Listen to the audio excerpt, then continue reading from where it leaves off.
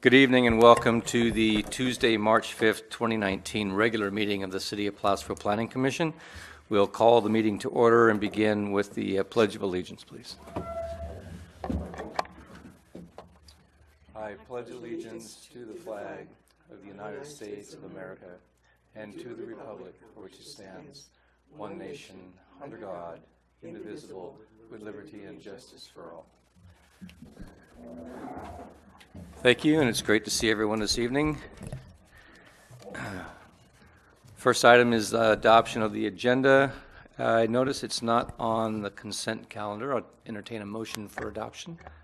Pardon me. I'm not 1.1. Forgive me. I was jumping down. Consent calendar, I have adoption of the agenda, adoption of the regular minutes from January 15th, and adoption of the 2018 Annual Housing Element Progress Report. Before we do that, should we technically have roll call? I suppose we should. Yes. I'll slow down now. I'm out of practice. I'll call you last. Member List. Thank you, sir. Here. Member Raines. Here. Vice Chair Keeney. Here. Member Juba. Here. Chair Friend. Yes, and it's time for me to retire. Oh. Here. Thank you all. Moving on then to item 1 on the agenda, consent calendar, the 3 items on the calendar this evening. Item 1.1, adoption of the agenda. Item 1.2, adoption of the regular meeting minutes of January 15. And item 1.3, 2018 Annual Housing Element Progress Report. The chair would entertain a motion unless a member of the commission would like to pull an item from the agenda. Move to adopt. Second. I have a motion and a second to adopt. Consent calendar is adopted as presented. No items are pulled.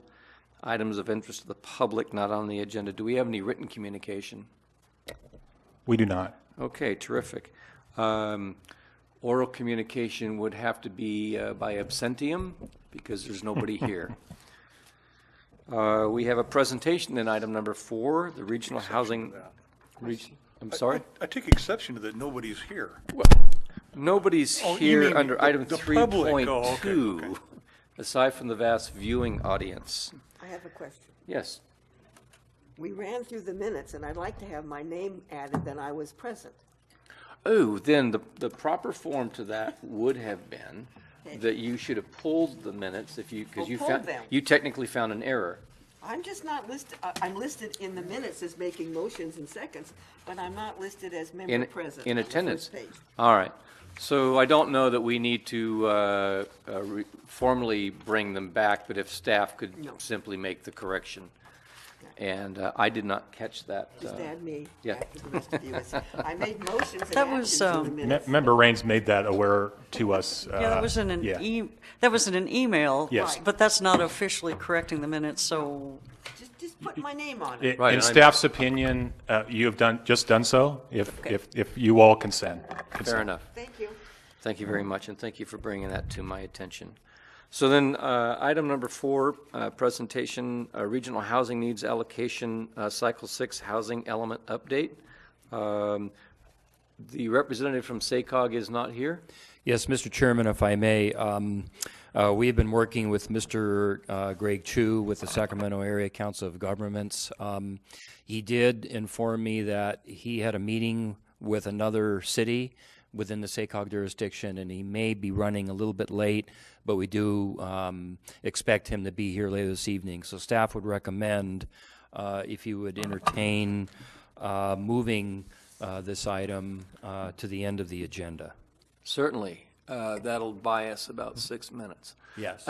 So then we will, do we need to reorder the agenda or table, or by consent, we're going to hold the item? You could table item 4 to Okay. be heard after item 5. All right. So If it's the opinion of the group, do I have the consent so directed. Let's work for it. Without a form. That objection, okay. Commissioner Raines, you have microphone, please. I apologize, I'm getting used to the process and procedure. When you went through the consent calendar, I should have said I have a question on item 1.3. Yes. And we didn't discuss item 1.3 at all. Correct. But I tell you what, under item 5.2, or item 5.1, matters from commissioners, the chair would be happy to allow you to bring it up at that point. So what we're going to do then is we're going to table item 4 for this evening, on a short basis for this evening as we wait our presenter to arrive, and we'll move then on to item 5.1, matters from commissioners, and we'll begin with Commissioner Raines.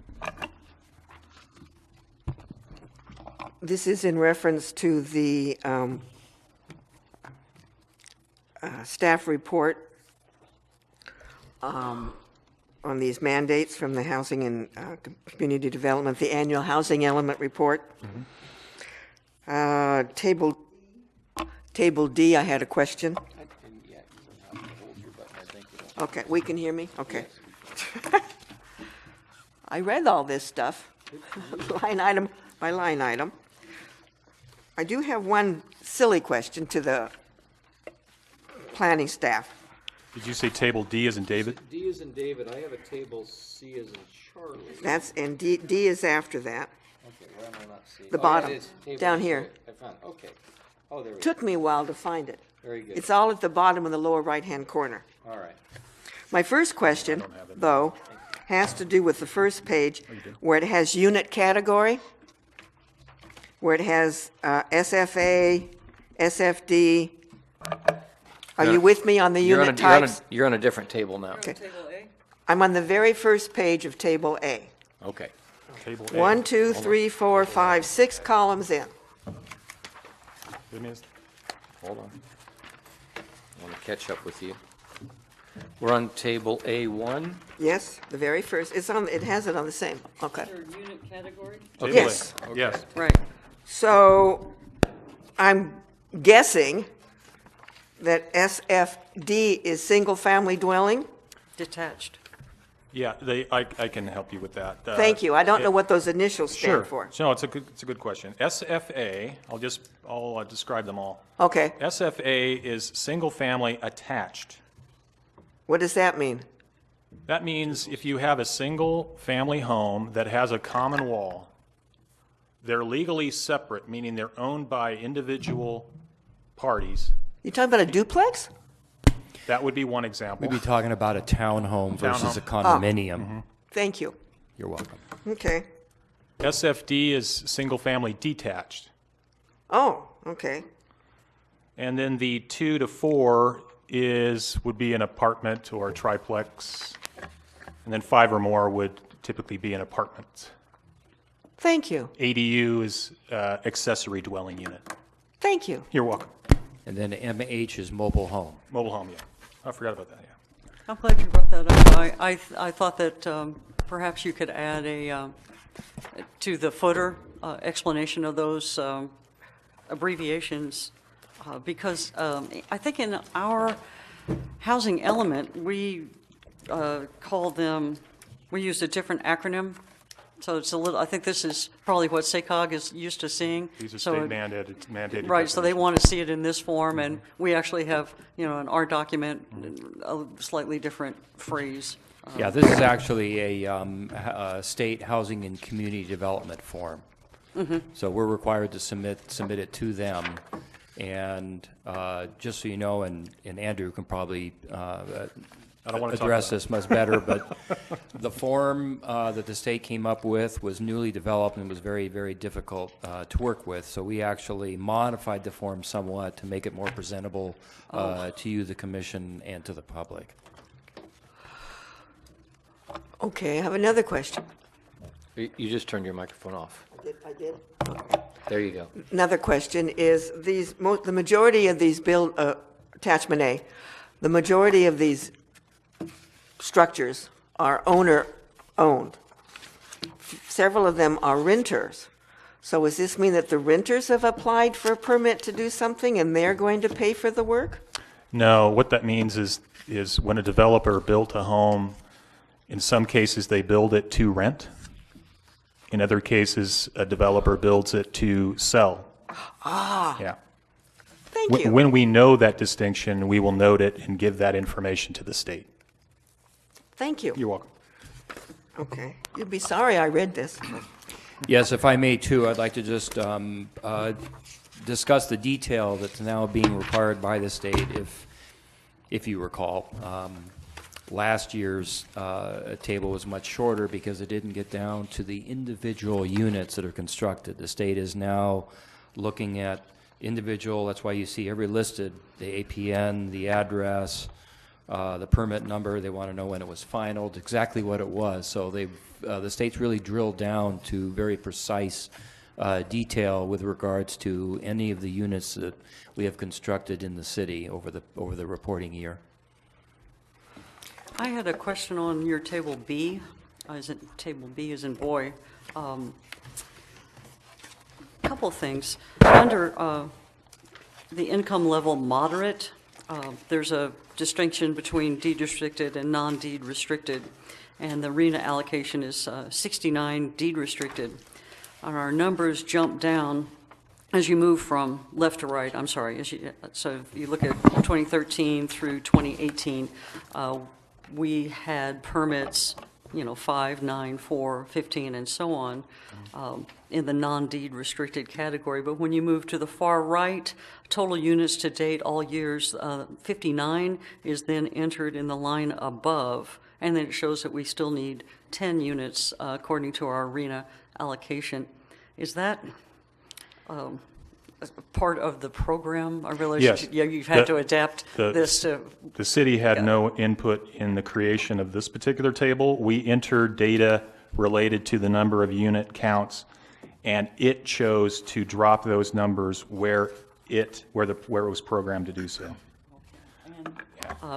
My final question on Table B is, the last line, total units 44, what does that refer to? I asked the state that very same question, and I was not given a response. You'd also find it in the last table. Right. I think it's an anomaly. I've raised the issue, and they have not responded, so I don't have an answer for you. I appreciate your patience with this. I'm very once upon a frustrated. time, I had to work with a set program, and Yeah. right, in our particular instance, maybe in other jurisdictions, maybe with just more permits, it fills in automatically and makes sense. And anyway, I appreciate you sticking it out. Commissioner List. Thank you. You're welcome. Andrew, this is the form that you may have read in the paper a few weeks ago, that our new governor is in the process of suing a number of counties and cities on housing. This is what they're basing that on? I can answer that. Yeah, basically, I know what the government, or our good governor was suing Manhattan Beach, among some other Southern California cities, for their housing element is not in compliance. In other words, if you recall in the past, the city was coming forward with the rezoning of lands throughout the city to provide for zoning that would accommodate a developer coming in and building at a density that the state feels could accommodate our ability to provide for low and very low income units. That was our housing opportunity overlay that we developed that fortunately HCD still supports. So it's my understanding that those jurisdictions have not provided for sufficient zoning to meet their fair share regional housing allocation. So So it's not necessarily a matter of the specific units being constructed, because the local Correct. government cannot Yes. compel that. The local government has to create the zoning opportunity for those to be constructed, and the market has to dictate whether or not those are actually going to be built, then I presume. That's correct. In other words, the individual cities are not required to actually construct the low and very low income units, but they have to make sure that their ordinances, the zoning, the general plan isn't a hindrance, but hopefully facilitates the development of units to meet their respective RENA numbers. Okay, terrific. And how many? I'd like to, I'm sorry, If go I can ahead. finish, thank you. And how many cities were given exemptions to that? Do you have any idea? I know Marin County was, West Hollywood was, there was a number of cities. I just wonder if there was a number out there of entities that were allowed to slip under the radar in a sense? You know, that's a really good question, and maybe our distinguished guest, Mr. Greg Chu, might be able to answer that. He is here to give his presentation, but my understanding with Marin County, and Greg, you can correct me if I misspeak, but it's my understanding that they sought special legislation. There were a couple counties and a city that sought special legislation so that where it was determined that they would have to rezone properties to provide for a 20 unit per acre minimum, or I think in their case it was 30 units per acre minimum, they were actually able to have that reduced to 20 units per acre minimum zoning. I don't know if any jurisdiction is actually exempt from providing for appropriate zoning for the arena. Yeah, I missed whatever the prior conversation was, but the question is whether or not, first of all, I'm Greg Chu from the Sacramento Area Council of Governments. Thanks for having me tonight. Really appreciate it. I love coming up to Placerville, so for me, this is a real treat. Just kind of get into the heart of the questions. So no jurisdiction is exempt for RENA. I can trust me on that. And any jurisdictions that tried, they were called out by name by the governor 2 weeks ago. So they are all called to that. Those that did not comply in a very serious manner. There's different degrees of compliance, but there's like 47 of them that didn't meet a minimum threshold, and they got called out by the governor to meet him down in Los Angeles for a discussion about what's going on. So he's really making it hard. He also called out some jurisdictions for not receiving their fair share of units, such as Beverly Hills.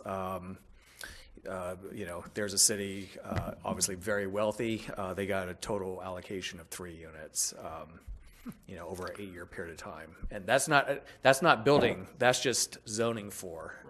So, I didn't hear the context of what the comment was. If I could, what I'd like to do, we reordered our agenda to accommodate your presentation. Thank you. So if you will hold on just for 1 second. I want to ask if there are any other items from commissioners under 5.1. We'll conclude 5.1, then we'll return to item 4 for our presentation, and then end with 5.2. So, Commissioner Zub. I'm just curious. I want to thank staff for compiling this report as required. About how much time does it take to cook up something like this?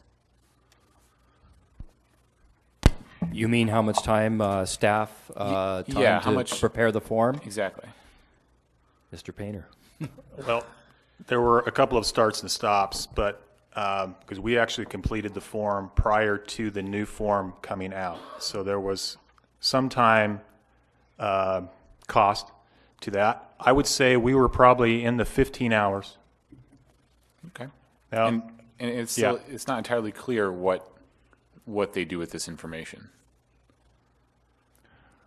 I mean, you said that they were unresponsive when it came to answering questions about different aspects of the form. It's opposition research, clearly.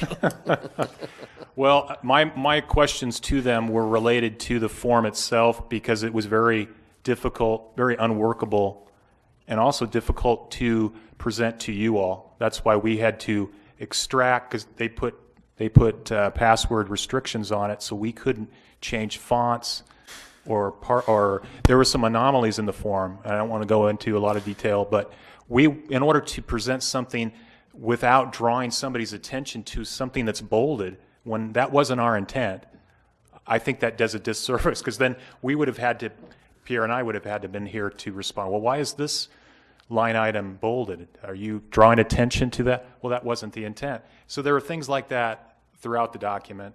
Plus, it was very difficult to print.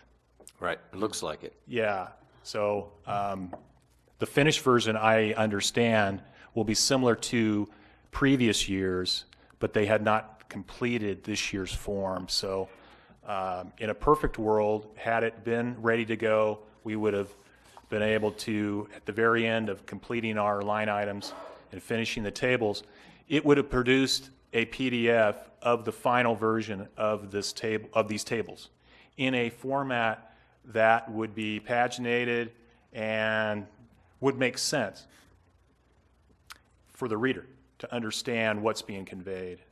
we had a difficult time trying to take this because we couldn't manipulate it on our own to do this. So you got what we thought we did the best we could.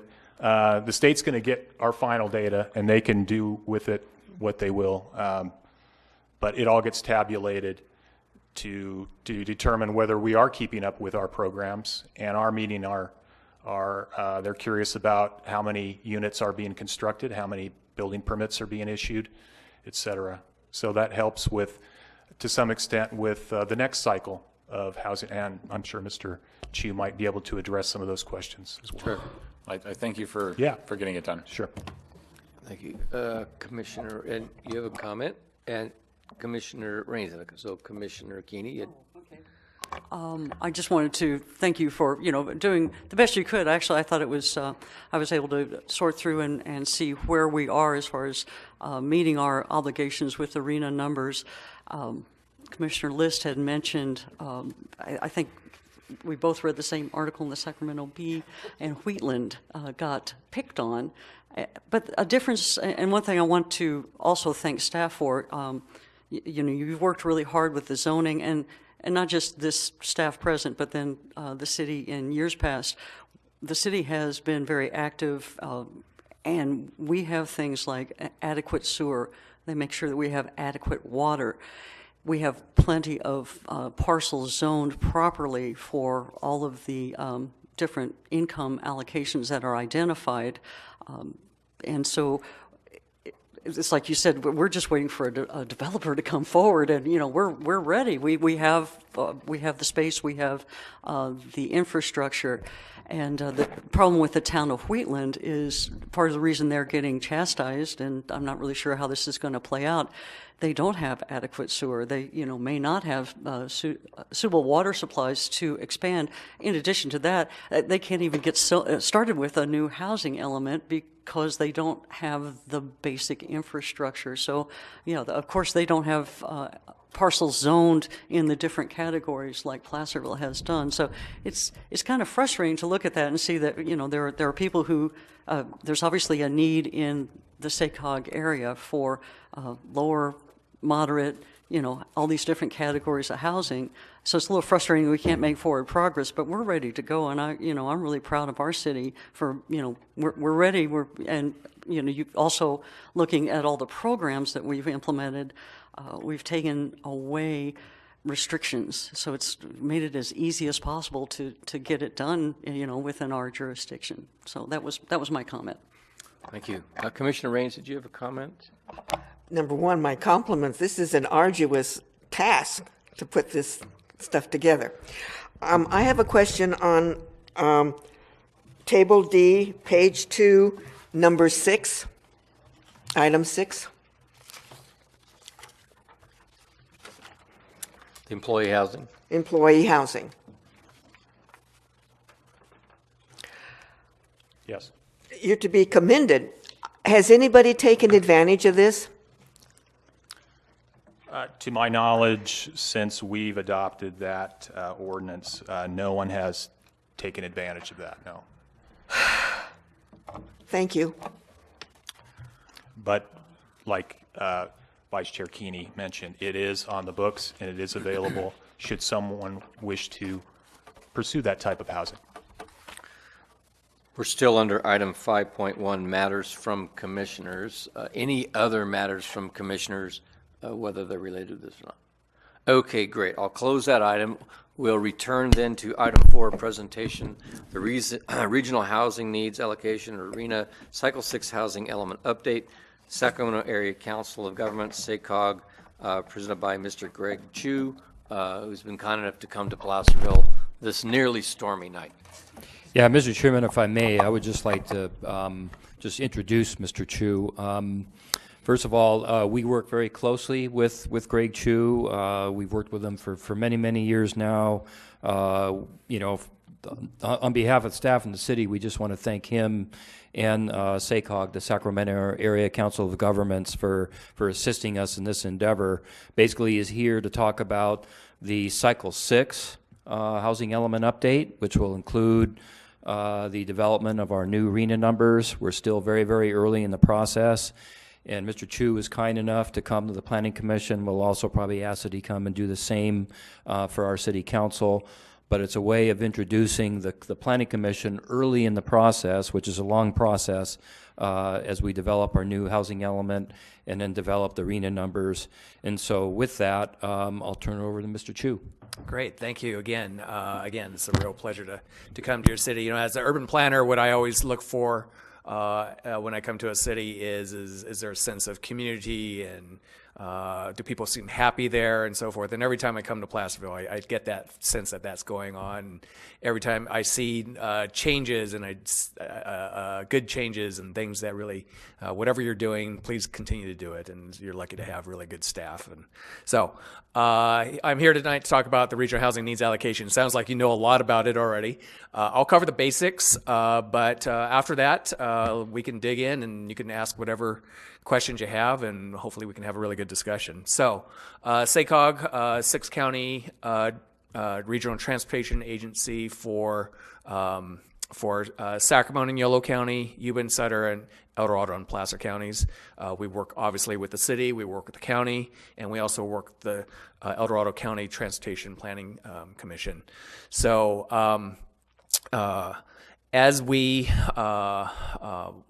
as a council of governments and a metropolitan planning organization, a council of governments is basically for us to be able to have all of the local jurisdictions, the 20 local jurisdictions that comprise the 6 counties, come together to talk about issues of common concern. It doesn't even have to be planning related, doesn't have to be transportation related. Oftentimes there is a component of one or either land use or transportation. And then our role as the metropolitan planning organization, we're the federally designated agency to manage federal funds. Again, we work with the El Dorado County Transportation Planning Agency. We're co-partners in things. So, regional housing needs allocation and housing element law. The state is in the 70s adopted a law, the regional housing needs allocation and housing element law, to try to find ways to make sure that we have enough housing to meet all income categories in our state. So the belief was, and still is, that for we as a state to do that, everyone needs to do their part. The thing about the state is they can do legislation that affects local governments, and that's kind of where they focused in on. They can't address the private market, they can't do a lot of things, but the one thing that they can do is they know that local governments have the power of zoning and they have the power of planning. So to make sure that, according to the law, what the objectives are is to try to make sure that there's enough housing zoned for an 8-year period of time. It used to be 5 years, but recent legislative changes have made it 8, so it's a little longer period of time. So basically what the state does is it looks at demographic issues, census-related issues, birth rates, household formations, kind of the mathematical side of growth. And they come up with an allocation of units, and they give it to us as a 6-county region. They estimate it for the whole 6 counties at one time, not individual jurisdictions. We look at it, since we're a transportation planning agency, we look at the land use. We talk to Andrew and Pierre about what plans the city's planning to do, where it's likely to be growth, how fast it's going to come. And we do that for our Metropolitan Transportation Plan, which is the 6-county transportation plan. And we tie that to, okay, how much growth do we expect based on jobs that we're going to see created, or number of housing units we're going to build, or, as we improve roads and infrastructure, what can we expect? And we compare our notes to the states. The state always wins. They always say, here's our number. And we try to negotiate with them. They ultimately win. But if we're within 3%, they give it to us. So that's our overall number that we start with. So it's an overall number that says, here's how many units this entire 6-county region needs to zone for in this 8-year period of time. And the 8-year period of time that we're currently in is from 2013 to 2021. And then the one that we're planning for, Pierre mentioned this, we're working on this right now as we're starting to put that plan together for, this is the 6th cycle. We're starting to work with the state on getting that number eventually. So we'll get this big number. And within that number, there's 4 little numbers that comprise that big number, and that's by income categories. So the state breaks up, there's 4 categories for all incomes in the state. Either you're 50% of the median family income for your county. So your county is probably about just under $80,000 per household for a family of 4. Figure out the math on that. 50% of that is roughly $40,000. If doing the math on that, you take 30% of that, that's what you can afford, at least from a mathematical standpoint. And if you're able to, if your income falls in that category, they have an idea what the threshold is for rents or to purchase a house. So that's one category. That's what we call the very low income category. There's a low income category that's 50 to 80% of median family income, and that's another number. There's the moderate income, which is from 80 to 120%, so both sides of the median family income. And then there's what we call the above moderate, which is 120% or more of the median family income for a county. So what that means is the state gives us the 6-county region, one big number, broke it up into 4 of those that add up to the big number. The real key in all this, the part that really impacts local jurisdictions the most, are the low income and the very low income. Those two combined are called the affordable housing categories. So when you hear the state legislature talking about affordable housing, they're talking about median family income of 80% or less. So regardless of which county you're in the state, that's what they mean when they're talking about affordable housing. So the key on that is with the affordable housing or the low or very low income categories, jurisdiction not only has to zone for enough units of land, but in that case, they want to see either deed restricted properties, meaning somebody's willing to sign a paper saying, I will keep this for 30 years, restricted to only low or very low income households. Or it has to be high density development. And high density development varies by what the jurisdiction has in their zoning code, or there's minimum default thresholds. I think Pierre referred to that. Depending on the size of your population, I believe Placerville's 20 now, okay. 20 units to the acre. So you would have to zone enough 20 units to the acre land, although that is challengeable, and you can challenge if you can show that the market isn't there for 20 units to the acre, you could do something less. That's a negotiated issue once you get your number, and you can talk to the state about, you make your case to the state on that. So that's overall how it works. You get your number, and then you create your housing elements, which if you've been on the Planning Commission, you've probably come across them. Over time, you have to identify lands that are potential to meet either those, any of those 4 income categories, identify them, and then make the case to the state as they review your housing element to see what's allowed. You'd have to be able to show enough, and then within the period of time is to zone enough land to meet the required numbers, both the overall number as well as particularly the affordable categories. So at SACOG, we are at the stage now. Basically, what happens is, so we get the big number, they give it to SACOG, and then we work with Pierre and Andrew and all the housing planners in the region to figure out a method to distribute those numbers equitably. In large part, it's already dictated by what's already going on with your planning. We work with Andrew and Pierre, and they tell us what's happening and when they think it's going to happen, and we check zoning and stuff like that. We do that for all 28 jurisdictions. And even though we don't serve the Tahoe region for El Dorado or Placer counties, the state requires us to include that for the RENA as well. So we take those numbers, we create some different methodologies for how we would distribute those. We vet it through all the housing planners, and then we take it to the SACOG board with a menu of different options, and then they pick the one that they would like to go with.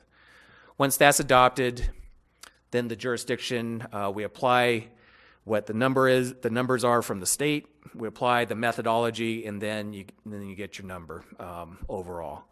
So we hope that the numbers, so again, let me back up just a second. So when we do our Metropolitan Transportation Plan, which is just purely the transportation plan, we're trying to get as close to reality as what we think is going to have our best projection on growth. And again, that's based on working with the cities to make sure for their individual case we have an idea what's going on. But our plan covers 2016 to 2040, and our RENA cycle is only an 8-year slice within those 24 years. So that's from 2021 to 2029. So what we do is, if Placerville is X% of the population of the projected growth between 2016 and 2040, then what we have traditionally done is take, if it gets X% of those 24 years, then it gets X% of between 2021 and 2029. So it's proportionality to that. And then from there, we break it up into the 4 numbers using a methodology that has yet to be determined. So where we're at in the process right now is, again, in 2 weeks, we'll have a meeting with Pierre and Andrew and their colleagues from around the region, and we'll start discussing what the allocation method ought to be, come up with some different options. We have basically until August to do that. And then in August, the SACOG board will release it, whatever methodologies we come up with for public comment, and then they'll pick one in October, and there will be a SACOG staff recommendation on the one that we recommend. Then after that, if they adopt in October the plan, then the jurisdictions all know what their numbers are. You have almost 2 years to prepare your housing element. That would be due in August of 2021, and then in that time working with HCD. So we realize this is a lot because, again, the real issue comes down to affordable housing units, the 2 income categories, and the higher density is something that a lot of jurisdictions say that is a challenge because finding enough land. There's been a number of legislative bills that have passed that are making it more challenging for local governments to do that, and we're hearing that across the state, not just here in the region. So those are some of the issues that our jurisdictions are facing, and we're trying to get ahead of at least making sure that jurisdictions kind of know what their options are. One of the things that we're trying to do at SACOG is just show what are physical options. Oftentimes people assume that affordable housing is unattractive and it's a ghetto and a lot of things. And a lot of times people go by affordable housing that they don't even realize that is part of the neighborhood.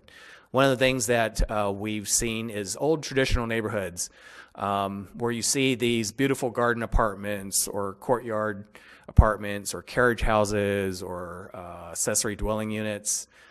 Those were in old traditional neighborhoods, turn of the century and all the way up until the Second World War. And then for some reason, the American planning profession outzoned them. This is what we call the missing middle. These are what we call multifamily housing options or more affordable housing options that fit and fill right in a single family residential area. And right now the emphasis has been more on let's find opportunities for that, sneak them in where we can, make sure that they look right, feel right in neighborhoods, as well as doing other bigger multifamily complexes. So with that, I think I sense your planning commission knows a lot about RENA already. So I'll be glad to just open it up for questions. Thank you, Mr. Chu. I'll open it up to the commission for questions or comments. I'll go ahead and start. You indicated that your opening comments was you remark on our sense of community, and thank you for that, because I think that the city and those of us not only who participate in local government with the city, but also those of us who live here do care about that a lot. And so not to shoot the messenger, of course, right? Because you're simply delivering the information, but it just seems to me that it becomes increasingly difficult for a community to maintain its sense of the community as it wants to be when it has these mandates coming down from the state. That'd be my first observation. The second observation would be that particularly with the low income and very low income, if I understand the relationships correctly, then state policy ultimately drives some of that, right? By the individuals that it attracts or makes opportunities for, it puts increasing pressure on those numbers that then local communities then have to adapt to. So I guess the point is, while we think that those in Sacramento are doing their thing and it doesn't affect us necessarily, a lot of the things that they're doing ultimately do impact us directly. And what recourse or controlled, do we have? And that's a rhetorical question because, again, you are the messenger, and I'm not meaning to shoot you, but I can't let it go by without pointing it out that these things aren't happening in a vacuum and that we're being forced to respond to them. So anyway, that's my Just thank you for those comments, and it's you're not alone. I can guarantee you, big jurisdictions, small jurisdictions, and everything in between. Doesn't matter how close you are to downtown Sacramento or away from. I've heard those comments from elected officials. I've heard them from staff. It is increasingly a challenge, and it is a mandate that is becoming very difficult for jurisdictions. Almost every jurisdiction that we've talked to privately have told us this is really going to be hard to do, particularly this round, because the state has been really ratcheting. And again, the one thing that the state legislature has power over are local governments. They can't mandate the private sector. They can't mandate the charitable sector. They can't mandate the financial sector to invest in places. So that's the one thing that they have been selecting over, and it's really, really difficult. And, well, maybe it's going to take the League of Cities and the California State Association of Counties to come together and push back. I completely agree with you, and they have been. To be honest with you, I think they've had a difficult time. They have not been able to get the traction that they need in the legislature, and particularly with the housing situation accelerating. People who normally don't have comments about housing all of a sudden are weighing in and just saying something's got to be done. Something's got to be done. And then one specific question: how do mobile homes and mobile home parks fit in to the calculation? We had that question the other day, and that is something you kind of negotiate with HCD on. So there's special situations. I was just in a meeting with UC Davis right before I came here. Talk about we have certain situations that are not cut and dried. So in a university, they have student housing. How do you deal with that, et cetera? In the case of mobile homes or manufactured housing, I can't remember all the details that HCD mentioned the other day, but is it zoned properly? Is there infrastructure hookups for it? Do you want to weigh in on that, Pierre? Sure, if I can just make a few comments regarding manufactured homes or mobile homes. Technically now we refer to them as manufactured homes, and they are, they're certified by HUD, and the state has to recognize them as such. Under state law, manufactured homes are allowed on any property that is zoned for single-family homes. So we cannot require that the property owner build a stick-built home. If they wanted to put a manufactured home on their property, they can, and so we do have those. Would that include a mobile home then? So in a residential neighborhood where you typically have stick homes, Yes. stick-built homes, and let's say a structure burned to the ground. So you have an existing neighborhood and burned to the ground. Somebody could then would be allowed to put in a mobile home. Yes, that is correct. The only restriction that I could foresee, and Mr. Painter can correct me if I misspeak, but where the city of Placerville does have historic districts, that's where we go Right. through. Somebody wants to build a home, it goes through a site plan review. Right. And that's where we would have the discretion on that manufactured home. But some of the more recent manufactured homes that have been installed on single-family lots in the city are on B Street. If you go right there at the corner of B Street and what's the name? Simus, and Simus there on the corner. There's a manufactured home that went in, near Canal Street, probably about, I'm thinking somewhere 8-9 years ago, and then more recently, within the last couple of years, one on that street. It's right. Would be at the corner on B. Yeah, it's right on B Street. That was another manufactured home, so we do get them. But with respect to mobile home parks, the city does require that a mobile home park would go through a conditional use permit application process.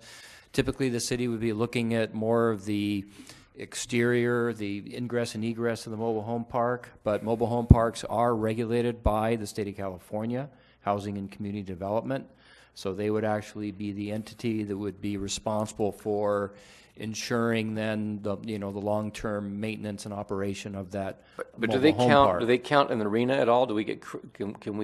Can we achieve some of our arena objectives? Yes, we certainly can. Okay. If All right. they fall within any of the income categories, or if somebody were to come in and propose a mobile home park that was restricted to an income level, we would get credit for that. Gotcha.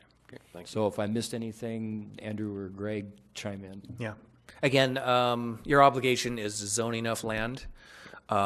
So one of the complications that happens is, so let's say somebody does want to do multifamily. Turns out to be, it's going to be really exclusive, really nice, and it's not going to be for lower income. So you get credit until the day they move in, and then you're supposed to check somehow figure out whether or not it's low income or not. And if it turns out, let's say it's high income and it's a high-end product, then you no longer get the credit for the affordable, even though you did the high density. So that creates a challenge. So in the case of a manufactured house, let's say it's a lower income household that goes there. I don't know how that would be treated. I think that's a special case where you'd have to check in on whether or not you get credit for the low income or it's only for above. So, Commissioner Keeney? In the next cycle, cycle 6, when you redo the RENA allocation, we already have for extremely low and very low and low, 39, and 55. That's our number currently. With the next round, is that number just going to increase because the state projects income growth? And so actually our RENA allocation would go up, even though we've not been able to entice anyone to, build that kind of housing yet. yeah. So you get credit for all the things that you've done if you zone the land appropriately to meet those numbers. I believe it was 133 units, if I'm not mistaken. So let's say nobody built in those places or very little has happened. And this is true statewide.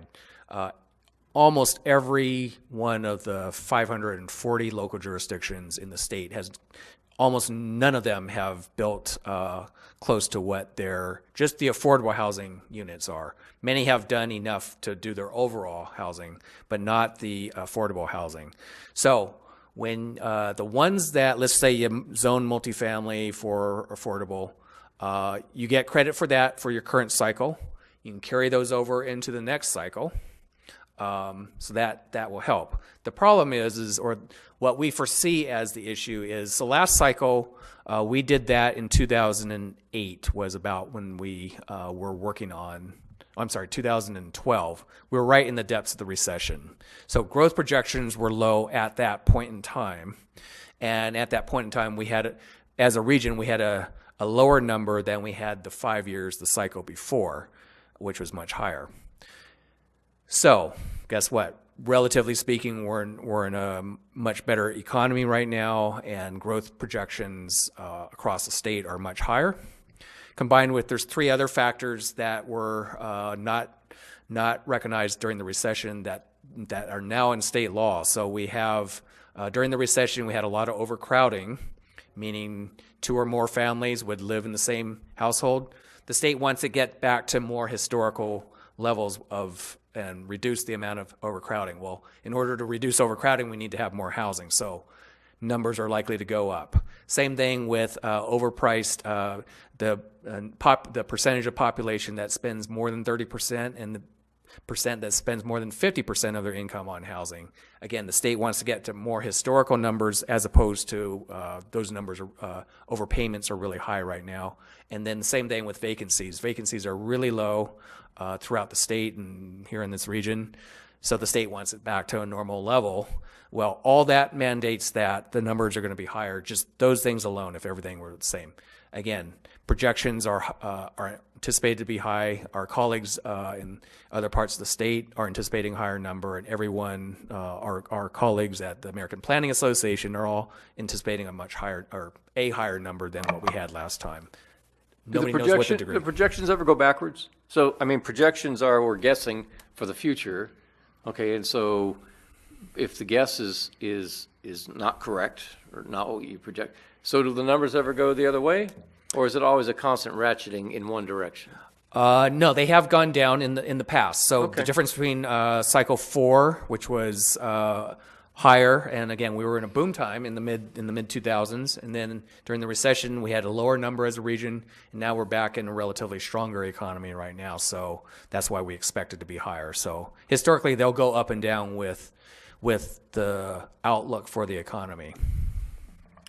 Other questions or comments? All right. Commissioner Keeney, go ahead. Hesitate not. Well, I don't want to dominate the conversation. I did a little back of the envelope calculations. I know those are really dangerous, but you happened to mention the $80,000 number for average income for El Dorado County. In our 2012-2013 housing element, we stated average or median income is $52,000, and I asked Siri, and she told me that our median income has actually dropped to $42,000. So I started, and then I also asked Siri, well, what's our median price for a home in Placerville? And she told me that it's $430,000. So you start doing a little bit of math, and like I said, it's all right here if anyone wants to see it in pencil. But, you see how the prices of the houses are getting away from, if that's accurate, if our median income is actually dropping in our housing because we have very little housing stock, prices are going up. Also, there's not a lot of interest in the affordable housing of its, on its own. I just see this as chasing our tails, getting bigger and bigger. Is this something that SACOG can help us address? I just don't see an end to it, and also it's been discussed a lot of just people on the street kind of talking about this problem. That incomes are not keeping pace, and it's not peculiar to Placerville, but I did happen to, I was shocked that our median income had dropped $10,000, supposedly. Yeah, I brought some statistics with me that from the county, and I might have been misquoting, so don't quote me on the $80,000, but I believe it was somewhere in that neighborhood. Yes. And driven by El Dorado Hills, but Yes. the county as a whole, I think you are probably accurate in that respect, but Yeah. our city is a little bit And different. that is the challenge. I mean, I think that's the fundamental. What you mentioned is the disparity between incomes and median. What the cost of housing is the gap is getting bigger and bigger, and that's we're seeing that throughout the entire state, and that's why this is. I've been working in planning for a long time, and I've never seen it this hotly discussed, not just in the legislature, but everywhere I go. I mean, if you just go to a coffee shop and talk to the waiter or waitress about the cost of housing, everyone has an opinion about it, right? So we as SACOG, we're trying to first of all, we're here fundamentally to support our jurisdictions. However, we can help. So if we can give examples of housing that can be built affordably, if we can provide access to affordable housing developers who know how to build housing that fits into neighborhoods, that looks good, they can find grants, things like that. We're certainly spending time at the legislature because the RENA and housing element law, particularly the housing element law, is the one that's really going to come down on all jurisdictions, and it's going to be a much, I think we're going to see a lot of issues. Down south, they're ahead of us in terms of the RENA cycle. They stagger them so that they're not every jurisdiction is doing it in the state at the same time. So down in San Diego, they're really being challenged by this. And they have much less land than we do as a region to grow in. And you can imagine Los Angeles and the Bay Area. Those places have even less affordability than we do and much less land to work with and much greater job potential growth. So this continues to be the issue of the day. And, again, the state legislature, what do they have power over? Local jurisdictions, and the local jurisdictions have power over zoning and planning. And ironically, the state, the biggest source of affordable housing in the past had been redevelopment funds because they were required to use a certain percentage of those funds towards affordable housing to be constructed. When that went away 5-6 years ago, there really hasn't been a true replacement for it, although there's been a couple of bond measures that passed, statewide measures. But that's, in the scheme of things, that's only a beginning, nowhere near where we were before. And that continues to be an issue. And the state, despite how much zoning we see from all local jurisdictions throughout the state, that doesn't mean there's going to be more affordable housing builders or affordable housing builders that have money to build the housing. I don't know if you can speak to SB2, the transaction fees that are imposed now on real estate transactions to develop some sort of funding source. I did just a little bit of research. This is maybe beyond the scope of your presentation. Yeah, no, but absolutely. That's a good question. So Does SB2 that generate money? Is the state looking to establish housing agencies in different jurisdictions, or is that something that Placerville can tap into to? I'm not really sure, but is there a money source to help us figure out a resolution to some of these Yes, problems? the short story is yes, and that's an excellent question, SB2. So that's for people who aren't familiar with that. That was, so basically it's $75 per real estate transaction, no more than 3 per event. So that all goes into a fund, and the projected fund. So the first year of collection, what they're doing is they're taking half of that amount statewide, and they're giving it to local jurisdictions to do any planning. So city staff as well as county staff, they can expect a pot of money. The city will get $125,000 to help with, it could be on zoning work or any sort of planning that helps with the production of housing. So it's the city's discretion how that's being used. So we've had discussions with Pierre and Andrew about possibility, what's eligible and not, and we have some guidance at SACOG about what the state said is eligible. We have a handbook, in fact, on, so for instance, accessory dwelling units. Some jurisdictions are using a number of accessory dwelling units to meet their RENA numbers. We have a guidebook on some examples and some policy issues to consider. We have other categories of things that we talk about in the handbook, but the SB2 funds, planning staff has an idea, and at the end of this month, between now and almost towards the end of the year, the city can apply for those funds, and as long as you have eligible activity, the city's guaranteed the money. So that's the first part of these SB2 funds. The rest of the pot, as the state continues to get them in place, they will put a pot of money together and then distribute that to jurisdictions to actually build housing. So there'll be some sort of subsidy. It is a replacement. It's a part of the potential replacement for redevelopment funds. So it's intended for the production of housing. There was another measure that passed for SB 1 for veterans housing. There was $4 billion for that specifically for vets housing. So those are two sources of funds that didn't exist a year ago. So then the city would become a developer, or could, with, is that the intent of? No, what it would be is if you had a nonprofit developer wanting to, or a for-profit developer who wants to do vet housing or affordable housing, let's say they have the land in your city, they can come to the city and say, hey, we want to do that. Can you help subsidize this? Because there's a big gap between what it costs to develop it and what they're going to get back in rents. So the city would be a conduit for that, Exactly. those monies to go to that Absolutely. developer. Absolutely. Okay. Yeah. So Thanks for that's clearing normally that how state funds work. State does have other sources of funds too that have been in existence. Those other funds are very, very competitive. And to be honest with you, they've been, it's just hard to compete against really big metropolitan areas. So unless you kind of fit all the criteria, it's really hard to do that, just because there's so many communities that are chasing after existing funds. But these funds, these new ones, the SB2 and the VETS funds, are meant to be a lot more spread out for jurisdictions. So if somebody does come in, there are avenues to help them. As a city, you can provide a conduit and access to these grants.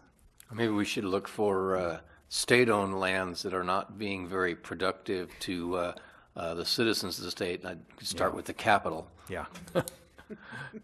Commentary. Anyway, other comments? Yes, Commissioner Raines. I just have two short questions. This 28-member agencies, is the county included in that? Absolutely. So we have 22 cities and 6 counties, including El Dorado County. Okay. And then on page 5 of your report, page 4, under have there been changes to state law since the last cycle that impact cycle 6? It talks about what may be counted towards RHNA in the housing element and consequences of jurisdictions not meeting their allocation in a timely manner. Could you give me some idea of what you mean by consequences? So yes, the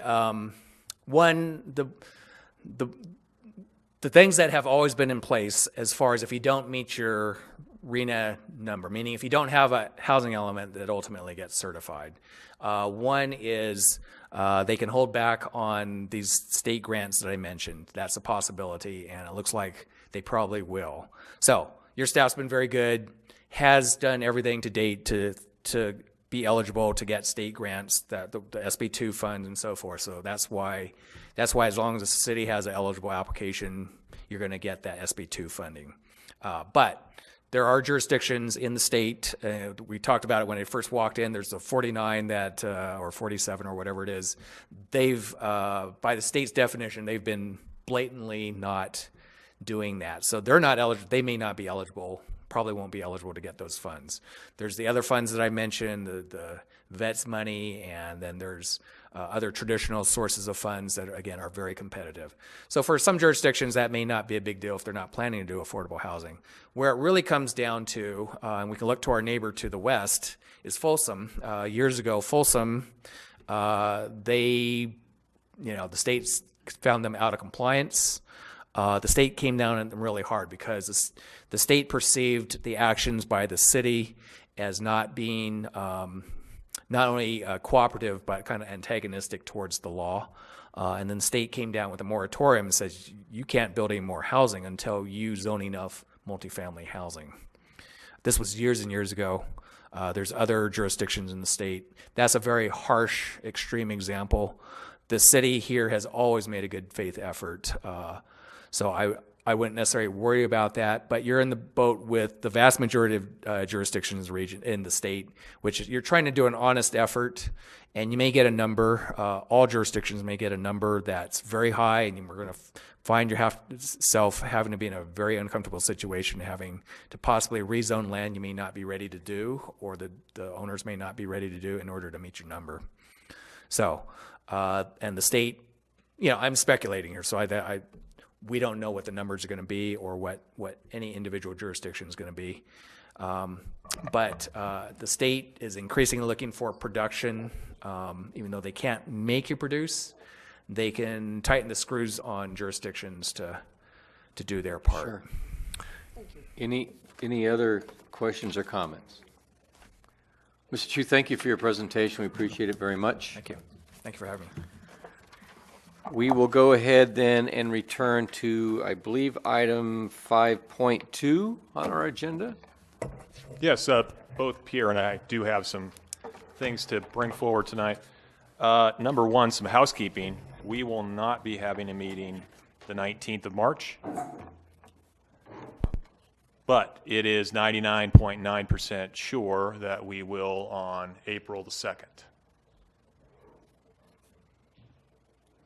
Scratch that. Well, it's 100% sure that we're going to have a meeting on the 2nd. Okay. And there could be quite a few items Okay. on that date. So housekeeping out of the way. As a couple of members here are aware, there is an upcoming interview process for the seats that are up for this body. That I've been told, and I'm sure those that are affected, the 11th of March is when that interview process will occur. So we could have new, same or a change in the membership here. Again, I mentioned the 19th, we're not having a meeting. The items on the 2nd, Pierre's going to mention a couple, and I have one as well. We do have, due to the changes in the accessory dwelling unit law, the city is going to be bringing forward some minor changes to our current ordinance to be in compliance with recent changes in state statute. And Pierre will talk about his other city item on that agenda. We anticipate an application submitted tomorrow for a variance request. It's possible that I could get that item on that April 2nd meeting. It's very similar to the project that you considered on Spring Street, if you remember that from a month or so ago. Topographically challenged lot and wanting to utilize some of that space. Let's see. If you're not aware, the Competition Canine Training Center is up and running. Okay. That item came before you back in the fall. Mm-hmm. It got appealed. City Council agreed with Planning Commission's determination on that. And to my knowledge, the city has received no complaints about the operation of that facility from noise, smell, etc. And I have one other item, but I'll wait till Pierre talks about the items he wants to bring forward. I have about 6 items, I believe. I just want to briefly discuss with the Planning Commission. The first item, I'm very happy to announce that yesterday we received a conditional use permit application from a high-tech company that wishes to locate in Placerville. But they do have facilities in Woodland, but the owner of the facility moved to Kelsey and really likes Placerville in the area. So they originally were looking at what was the former county animal services building on Placerville Drive. That building didn't work out due to a leaky roof and other constraints. So the owner is now is not going to lease that building, but the owner has entered into a lease with what was originally the U.S. Forest Service building up on Grandview, and then I believe that building it was a Forest Service building. It was a county building for a period of time. It was a electronics assembly facility for a while, and now it's basically over the last few years been office space. But they're going to enter into a lease. It is zoned business professional, and it's more of an R&D, research and development. There is a number of components that they're going to do in there. So They're looking at both working on software to track implants in human beings. A lot of times now, how he explained it to me is, it's pretty interesting, but sometimes you have people that get various implants for knees or in the heart and different things, and then they come in years later with some issue.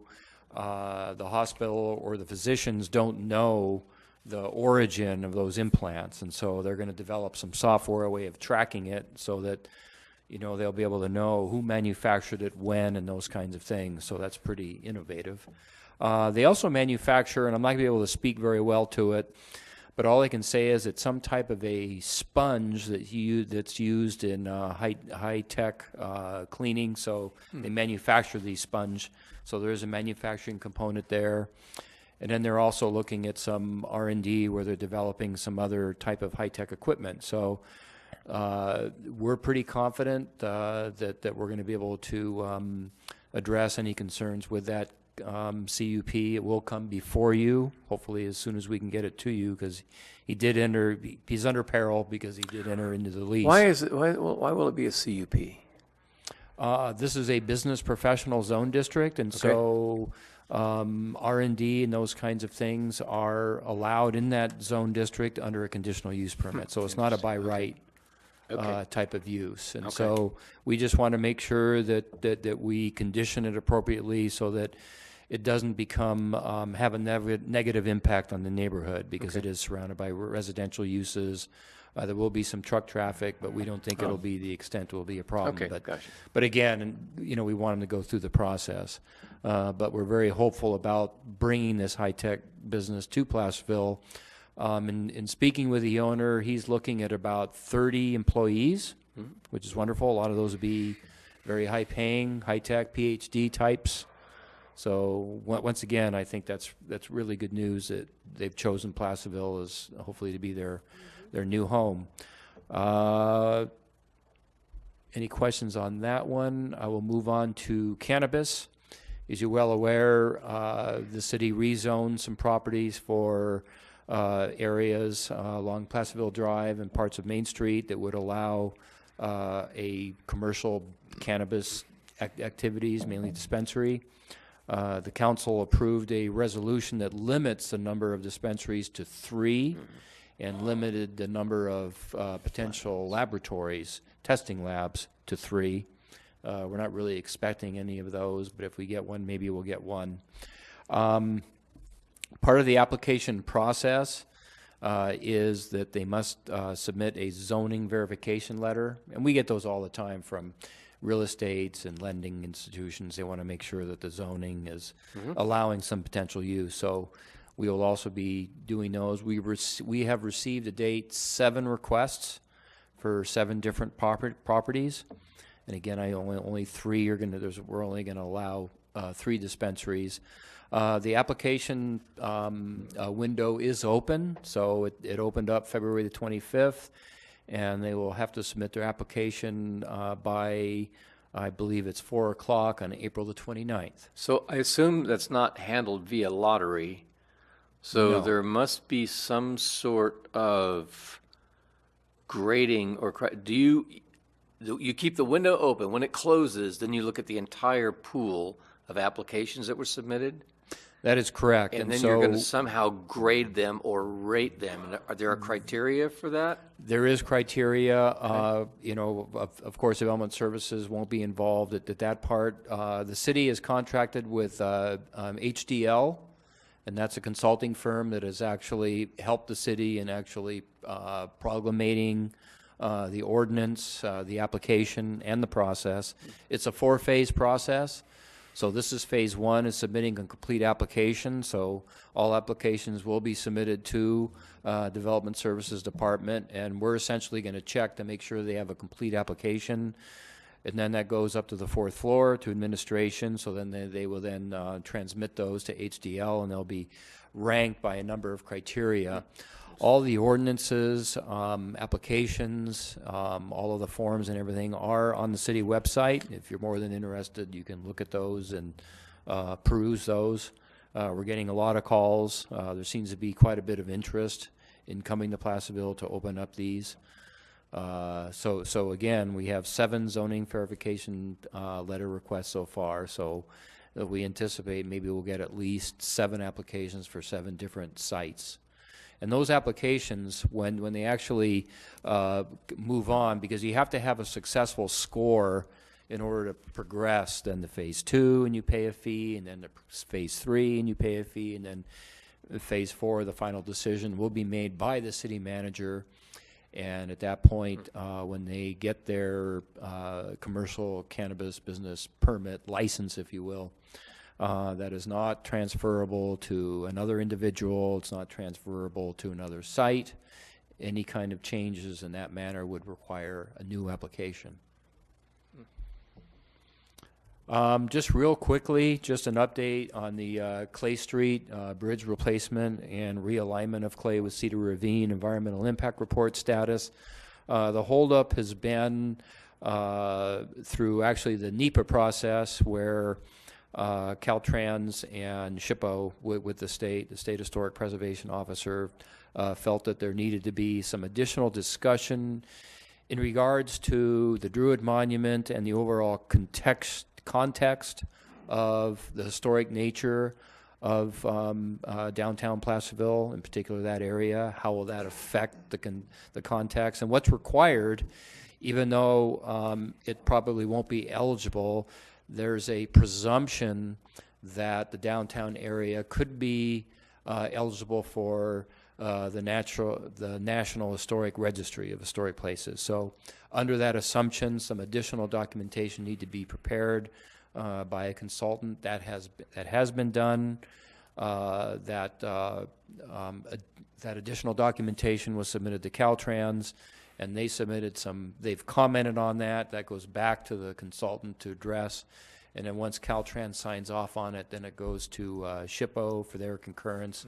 And once we have that, we want to have that documentation then included in our environmental impact report, so it's more complete. So we're hoping that's going to conclude within the next few weeks, and hopefully we'll have a final EIR that we can then take to the council for certification. The next item, just real quickly, is what I would just call the Smith Flat Hotel. We're still hopeful that the project proponent will move forward. What they're doing right now is they're weighing 2 options. The one option is a Hampton Inn and Suites, and then the other option would be basically what was the former Holiday Inn Express. And so, but it wouldn't be the Holiday Inn Express brand. It would be the Ascend brand, which is a boutique hotel. But they would essentially use the same building plans that were prepared for the original Holiday Inn Express.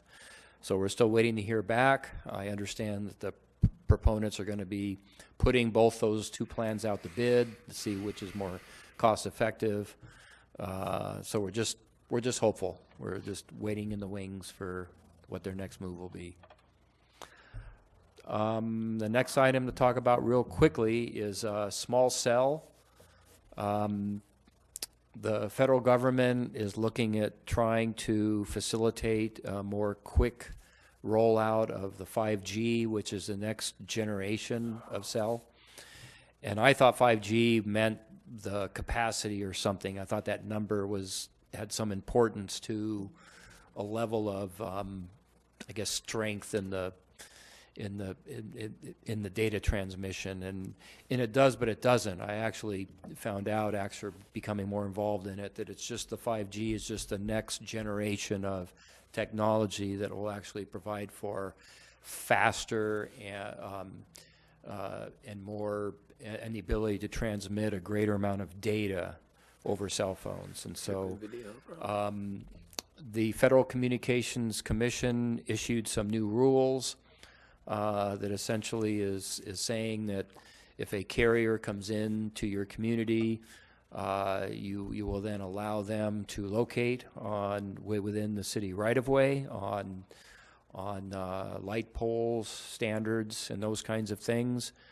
The city had a lot of concern about that because, of course, you look at Main Street, we've got our decorative light standards, and so we have until the 15th to develop architectural design standards that would apply to those.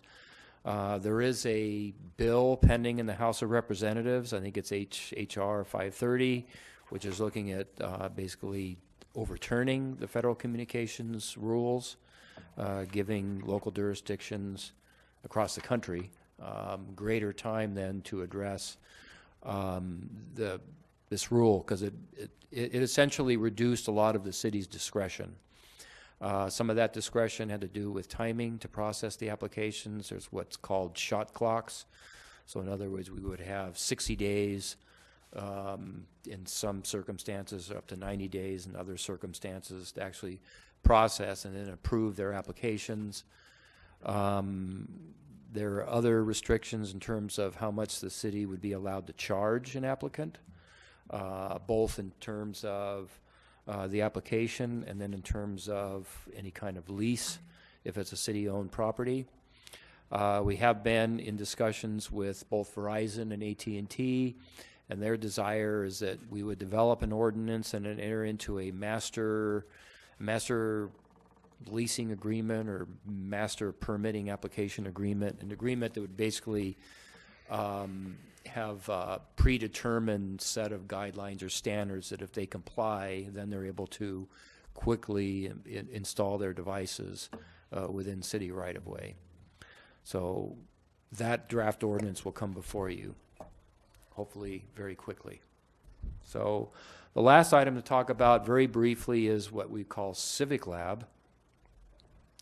Civic Lab is a program that was developed by the Sacramento Area Council of Governments, and we applied to participate in this round 2 of Civic Lab, which is to concentrate on main streets, on commercial corridors throughout the region. So there are a number of cities that are participating. Fortunately, Placerville is one. We're focusing in on Broadway, and so there are a number of commercial strip centers and sites within Broadway that we're engaged with in this Civic Lab program, and it gives the city the opportunity to meet once a month with both SACOG staff and various experts in the field of redevelopment. So we can meet with financial people, planners, designers, to help give advice to the city on how to revitalize some of those, lack of a better term, the more tired commercial centers on Broadway. And also given the fact that, you know, Amazon and other e-commerce has really taken a big bite out of your normal retail centers, then how can we, you know, advance commercial and retail in light of the changing technologies and the habits of the consumer. One thing that's come out of Civic Lab, and it's sort of a separate, and it's sort of the what we would call, and it's a term that SACOG developed, it's called Green Means Go, and that's another program. And as Greg Chu mentioned earlier, is one of the steps in developing our RENA numbers is SACOG will adopt the Metropolitan Transportation Plan / Sustainable Communities strategy. And that document is what looks at the growth for the region and within the various jurisdictions, I think through 2035. And so we've looked at that, and I think Mr. Painter reviewed that, and we agree pretty much with those numbers. We want to take a closer, at least I'd like to take a closer look at some of the employment projections that they had for the city of Placerville. But with that document, one of the key goals of that document is to reduce the greenhouse gas by 19% to the year 2035. Now, 19% is quite a bit. And so Green Means Go is a program that was developed by SACOG to where we would submit, the city of Placerville is looking at what we would call, there was a term that they used, a term of art, for certain areas where we could look at mixed-use development, different projects that would reduce trips,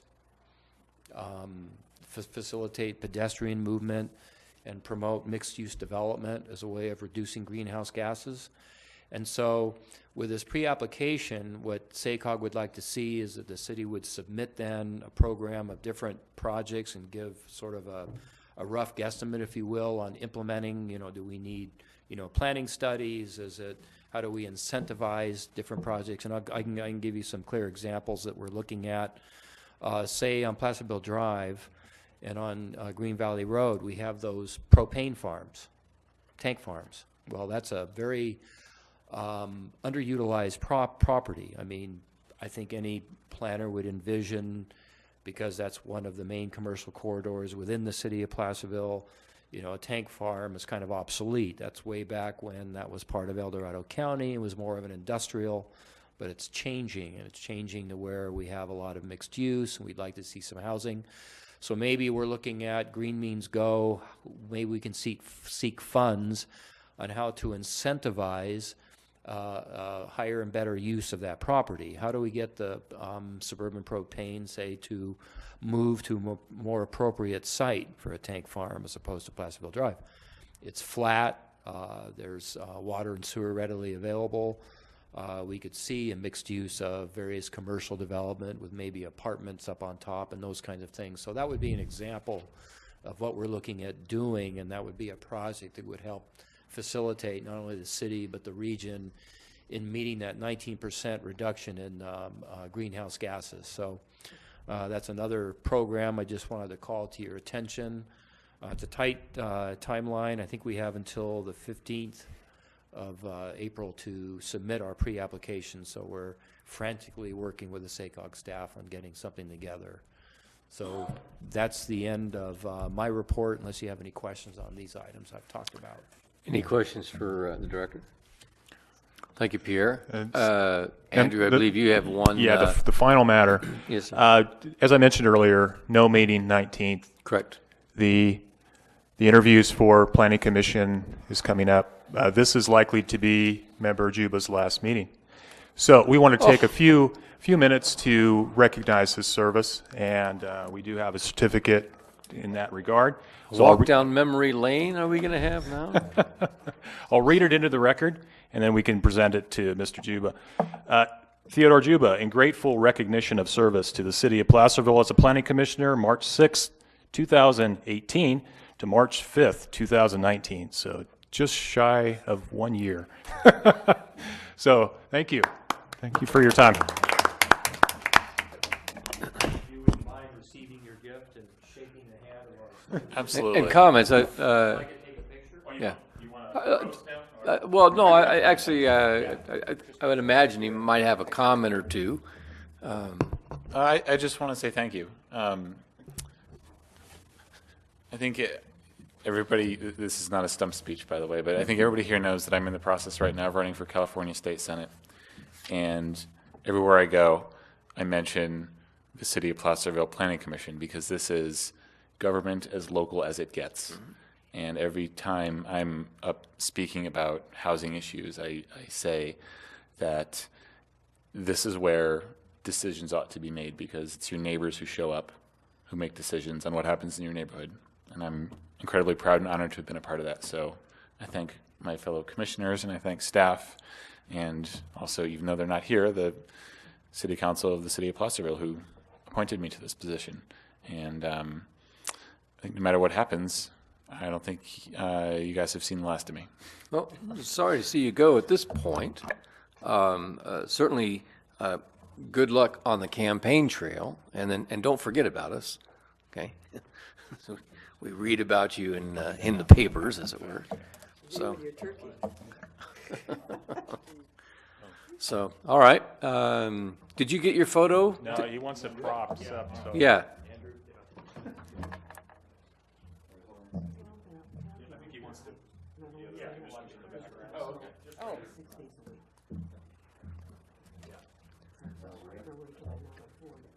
Hold on just a second. You want us attentive, or you're just going to get a couple of us in there?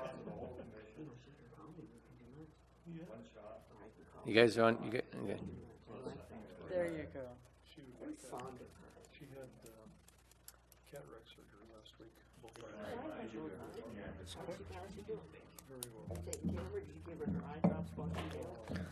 Okay, well, that's a sad bit of business as far as I'm concerned, but, do we have anything else on the agenda for this evening? If that's the case, the chair would entertain a motion to adjourn. So moved to the meeting on April 2nd. Thank you very much.